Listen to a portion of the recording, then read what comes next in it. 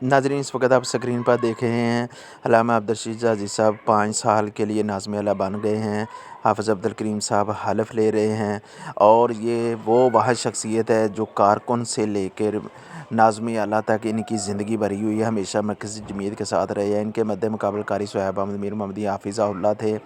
बहुत ही टफ़ मुकाबला था। दोनों शख्सियत जो है किसी चीज़ से कम नहीं है। तो इस वक्त जो है शूरा ने जो फ़ैसला किया है, हमें शूरा के फ़ैसले को कबूल करना चाहिए, बल्कि शोर नहीं डालना चाहिए। शोर वो लोग डाल रहे हैं जो शूरा के रुकन भी नहीं है। देखें, अब्दुल अज़ीज़ साहब, कारी साहब इकट्ठे से बैठे हुए हैं और नाज़िम आला बनने के बाद एक दूसरे को मुबारकबाद दे रहे हैं, गले मिल रहे हैं।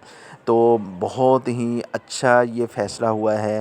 ये आप स्क्रीन पर देख रहे हैं। बजाय इसके अब हम मनफी बातें करें, बल्कि हमें जमात का साथ देना चाहिए, एक दूसरे का साथ देना चाहिए, अच्छी दुआएं देनी चाहिए जो हमारे मुंतखब हुए हैं।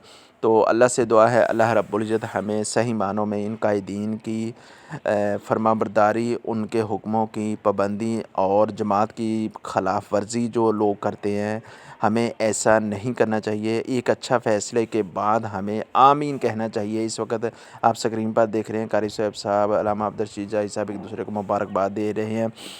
हमें भी ऐसा ही होना चाहिए। बहुत बड़ी ये खुशखबरी है।